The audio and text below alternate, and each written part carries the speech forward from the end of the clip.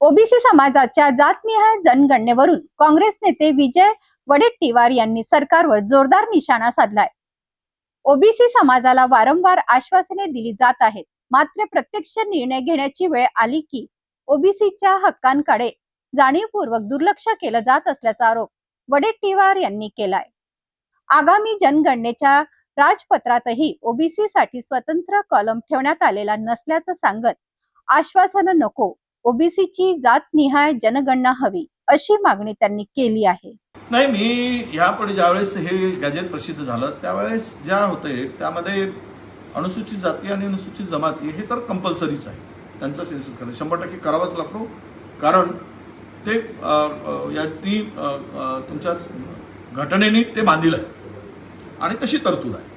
आमची मागणी होती की ओबीसीची स्वतंत्र जनगणना करावी, ओबीसीची जातनिहाय जनगणना करावी, त्याची जात विचारावी आणि त्याचा कॅटेगरी विचारावी, म्हणजे तो ओबीसी कोण आहे ही संख्या कळावी यासाठी आमचा आग्रह होता, राहुलजींचा आग्रह होता। त्याला घाबरून नरेंद्र मोदींनी घोषणाही केली, पार्लमेंटमध्ये घोषणा केली, बाहेर घोषणा केली की आम्ही जातनिहाय जनगणना करू। पहिल्या टप्प्यामध्ये जनगणना झाली, त्यामध्ये उल्लेख नव्हता।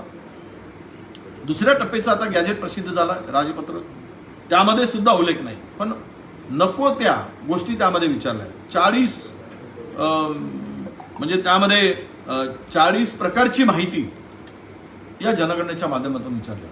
याचा अर्थ असा आहे की सरकारला सगळा डेटा पाहिजे, या डेटाचा दुरुपयोग करायचा आहे, नको त्या गोष्टी करायच्या आहेत। आणि म्हणून तुम्हाला जर जात जनगणनाच करायची आहे तर त्यामध्ये अनेक गोष्टी ज्याचा संबंधच नाही, तो कुठे गेला होता, कुठे आला होता, कोणत्या घरात राहत होता, आहे तिथे तो आहे, हा तो राष्ट्रीय त्याचं भारतीय आहे की नाही, तो भारतातला नागरिक आहे की नाही, नागरिकत्व त्याचा काही दोष आहे का हे पाहणं।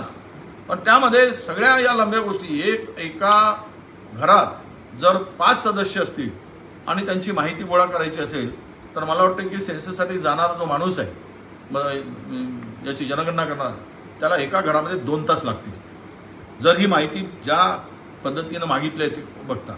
आणि यातून सरकारचा उद्देश हा केवळ जनगणना करून लोकांना लोकसंख्या भारतातली कळावी आणि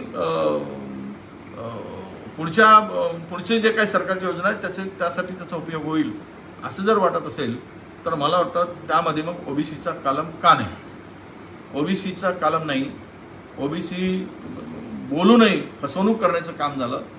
यावरून एक स्पष्ट आहे की सरकारची नियत ओबीसी जनगणना करायची नाही, हे जुमला होता, जुमलेबाज सरकारचा, आणि ओबीसीची फसवणूक करायचा विळा यांनी उचलला होता, हे आता सिद्ध झालं आहे।